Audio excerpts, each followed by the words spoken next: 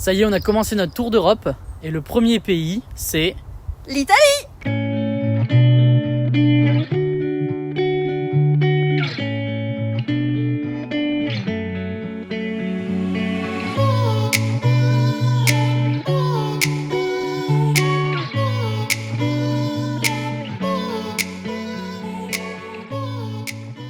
J'étais hyper pressé de passer la première frontière et d'arriver en Italie, mais une fois arrivé, C'est le drame. on s'est retrouvé dans le Piémont, qui est une région qu'on a surnommée, La bosse italienne. et on a été vraiment très déçus. Du coup, qu'est-ce qu'on a décidé? De ne pas visiter Milan et d'aller directement au lac d'Iseo.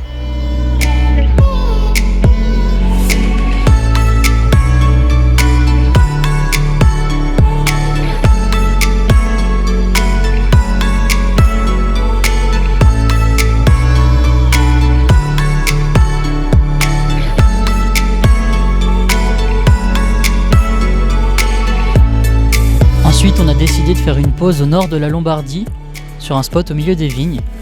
Entre la déception du nord-ouest de l'Italie et la conduite italienne, on avait vraiment besoin de faire une pause.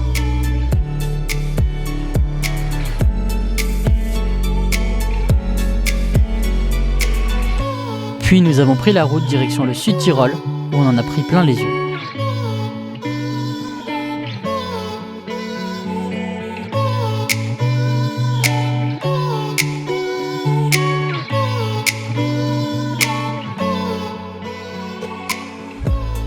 On est actuellement Dans les Dolomites! dans les Dolomites.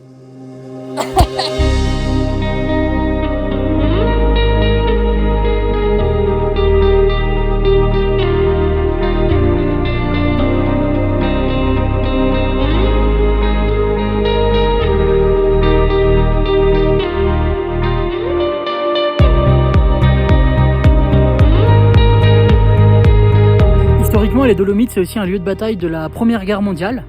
L'été, lors de rando, on peut encore voir des tranchées de cette époque. Et derrière moi, il y a le musée de la guerre 14-18. Et les Dolomites, c'est classé patrimoine mondial de l'UNESCO depuis 2009.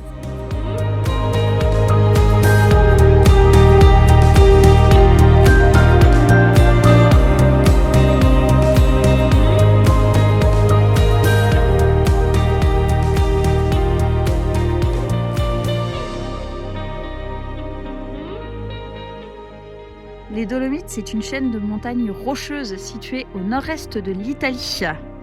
Et tu savais que ça faisait 16 000 km²? Ah non, je savais pas. Et tu sais ce que ça fait? Non. Ça fait plus de 150 fois la taille de Paris. Ah ouais, quand même.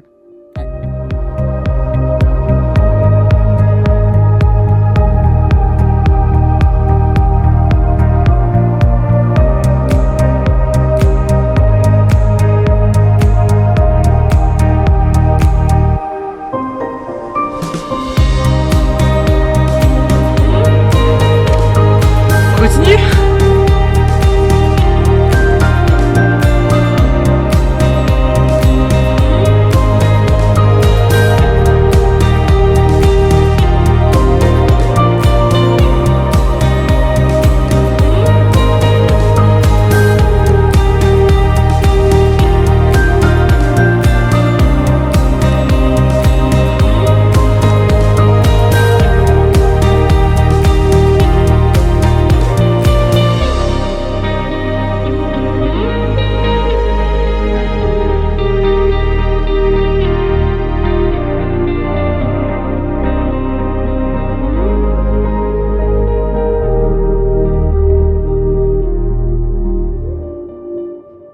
Ici on est au lac de Resia au nord de l'Italie, on n'est pas loin de la frontière suisse et de la frontière autrichienne, on est en plein dans les montagnes.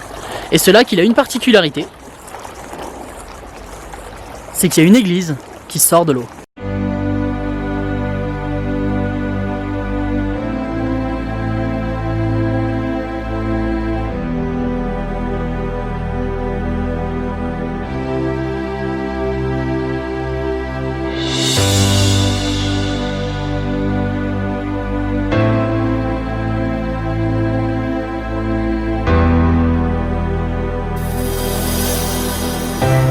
Et pourquoi il y a un clocher juste là? C'est parce qu'il y a 70 ans, il y avait un village entier avec à peu près 160 maisons, des granges et une école qui était juste derrière moi.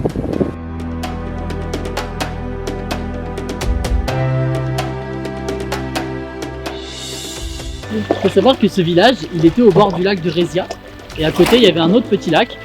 Et en 1950, quand ils ont fait un barrage hydraulique, les deux lacs se sont rejoints, l'eau est montée et le village s'est retrouvé englouti.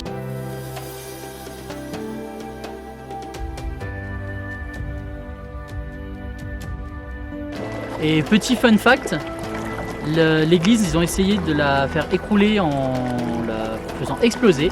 Et elle n'a pas voulu, elle est restée là à sa place. Et ça fait 70 ans qu'elle est sous l'eau. Et c'est l'attraction de ce lac.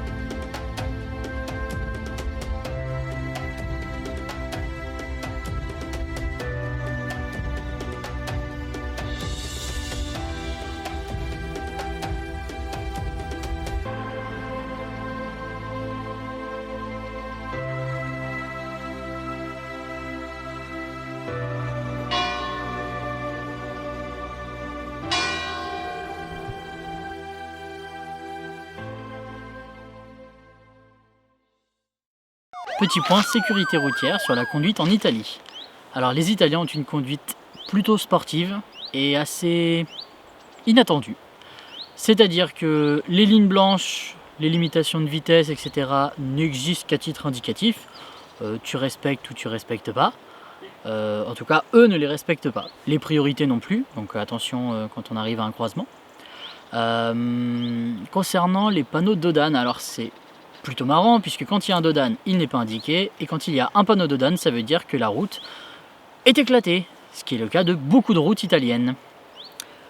Il y a aussi les radars qui sont un petit peu partout avec des limitations de vitesse incompréhensibles, genre 50 sur une deux voies, mais il y a la plupart des radars qui sont des radars leurres, qui sont juste complètement faux. C'était le point sécurité routière avec Hippolino.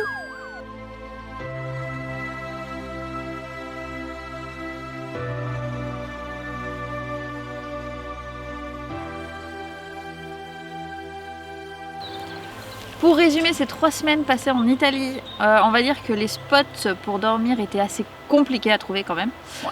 Entre les parkings où on suppose c'était des prostituées dans les camping-cars, ou sur les commentaires par Fortnite, c'était pas des très bons avis. Concernant l'accueil des touristes, alors les Italiens sont pas hyper accueillants déjà. Et en plus, ils parlent très mal anglais. Et bien évidemment, pas super bien français non plus. C'est pas toujours simple de se faire comprendre. Heureusement. Il y a le rayon de soleil de l'Italie. Voilà, le Sud Tyrol. Ouais. C'est un peu de l'Allemagne. Ah bah c'est un département où ils parlent allemand, où tout est écrit en allemand, où ça ressemble à l'Allemagne. Donc ouais. C'est beaucoup plus accueillant. Et dans le Sud Tyrol, il y a les Dolomites.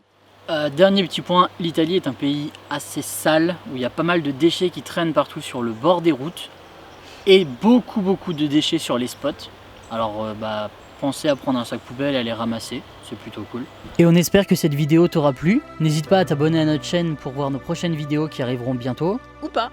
Et sinon tu peux t'abonner sur Instagram, on met des nouvelles tous les jours. Salut!